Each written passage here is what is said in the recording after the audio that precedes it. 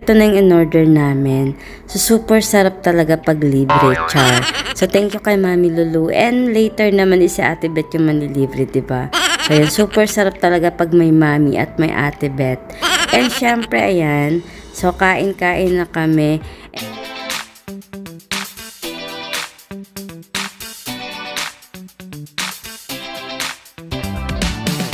Hello mga ka-fighters! Another day and another vlog na naman na sa OFW yung isi-share ko sa inyo this time. Andito nga pala ako sa Dunkin Donut, dito yan sa Dera, Dubai. And this time is off day ko.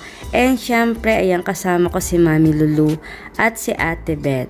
So syempre, ayan sila. Sila yung lagi kong nakakasama sa mga vlogs ko pag pumunta ako ng Dera, Dubai. So sila yung mga long friend ko dito sa UAE.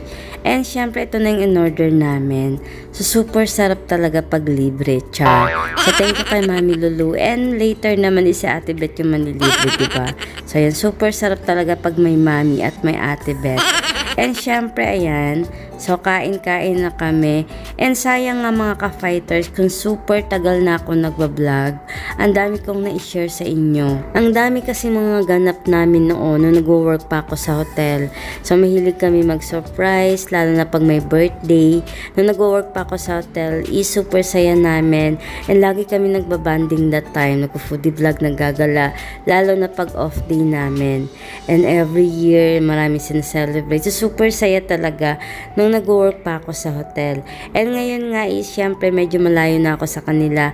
Pero nagbabanding pa rin kami. So super tagal na namin magkakaibigan since 2014 pa, o diba? Binibilisan na nga namin ng kain kasi nga may pasok pa si Mami Lulu.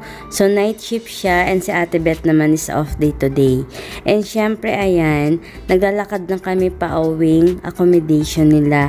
And ihahatid namin si Mami Lulu. And after nito, isamahan nyo kami sa another vlog namin ni Ate Beth. So, kakain kami ng mga street food sa Dubai Market. So, yun talaga yung lagi namin pinupuntahan ni Ate Beth kasi nga nakakamiss yung mga Filipino food na street food. So, yung mga fighters, hanggang dito na yung aking vlog for today. And huwag nyo kalimutan mag-follow sa page ko at mag-subscribe sa YouTube channel ko. So, yung mga fighters, thank you for watching. See you next vlog. Bye-bye!